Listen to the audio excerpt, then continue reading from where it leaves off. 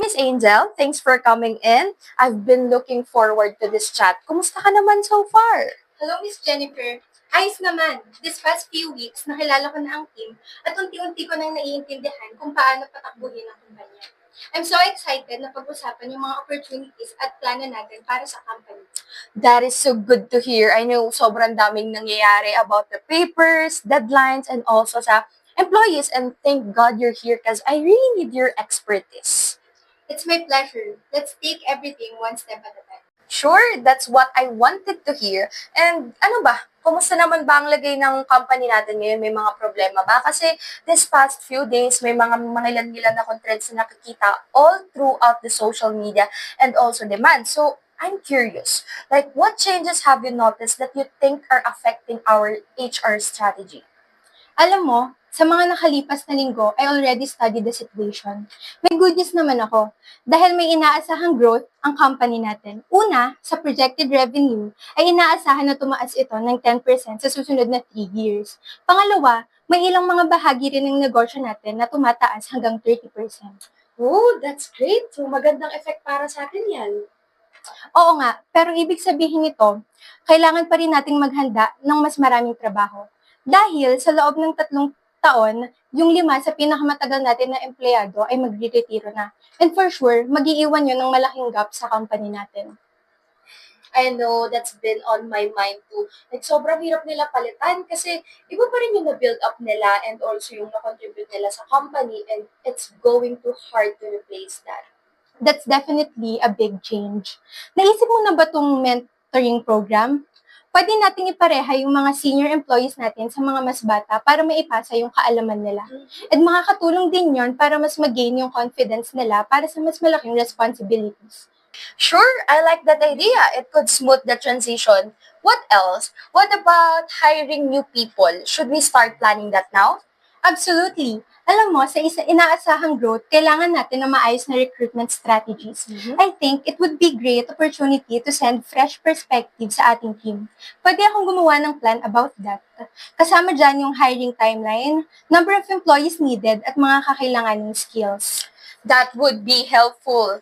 So now, about telecommunicating, I've been thinking about kasi na what if yung mga employees muna natin ay mag-work from home like once or twice a week para lang makat yung cost natin. But I'm so worried na it might affect their productivity. Alam mo, normal lang ang concern na yan. Pero marami kasing kumpanya ang nakakita ng mas mataas sa productivity sa remote work kung maayos ito na mai-implement. Pwede tayong mag-trial muna at tingnan ang performance nila at feedback ng mga empleyado natin. Interesting. What about going fully virtual? I've thought kasi na close muna tong physical office natin. But I'm so worried kung paano ba nito maapektuhan yung communication at saka yung motivation ng mga workers natin. Kasi hindi ko alam kung magiging mahirap ba sa kanila na mag-collaborate ng ayos or baka mawala yung sense of connection sa team. Also, may mga challenges din, sa mga work-life balance kapag laging nasa bahay lang. Alam mo, that's a big change. Makakatipid tayo, pero kailangan nating siguraduhin na tama yung mga tools at na-engage pa rin ang buong team. Mas okay siguro kung mag-hybrid model na lang muna tayo para may balance. What do you think? I like that balanced approach. One last thing pala, yung healthcare cost. Kasi alam mo naman, sobrang laki na talaga ng effect niya sa budget natin. So, instead na full-time lahat ng employees, naisip ko na what if contract basis kaya para na rin tayo makatipid sa benefits. Pero honestly, hindi ko pa rin talaga sure kung tama ba yung move na yon. And also, baka kasi magkaroon siya ng epekto sa moral ng team or maging dahilan ng turnover.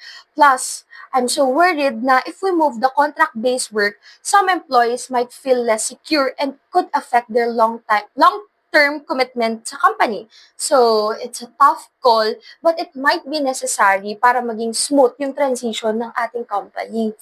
It's really a tough decision. We can save money, pero baka maapektuhan ang loyalty ng mga employees. Pwede natin tingnan ang cost-effective benefits or flexible packages na swak sa mga needs nila. You've given me a lot of to think about.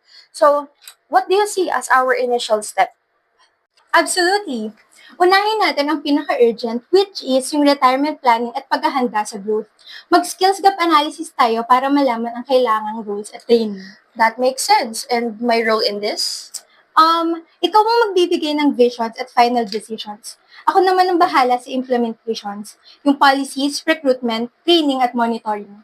Magtulungan tayo, pero ako na ang bahala sa operational tasks para makapag-focus ka sa ibang picture. Exactly what I was hoping for. I appreciate how you broke everything down. It makes so much clear talaga. That's what I'm here for. I'll start drafting everything na and set up a timeline for us to review next week. Thanks, Angel. I'm much more confident now. Let's touch the base again next time. Sounds good. I'll have updates ready by then. Thanks, Miss Jennifer. Okay, thank you. After Jennifer and Angel, the HR manager, had their conversation, their uncertainty started to fade and was replaced by a more definite course of action. Jennifer's company was facing big changes such as rapid revenue growth, the upcoming retirement of some employees, the possibility of flexible work arrangements, and the rising cost of healthcare. These challenges were concerning, but Angel's thoughtful approach made them seem like chances for growth and improvement.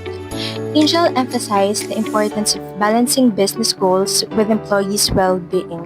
She focused on how decisions would impact morale, retention, and legal compliance, all while ensuring productivity and preserving the company's culture. Together, they provided a list of practical initial actions.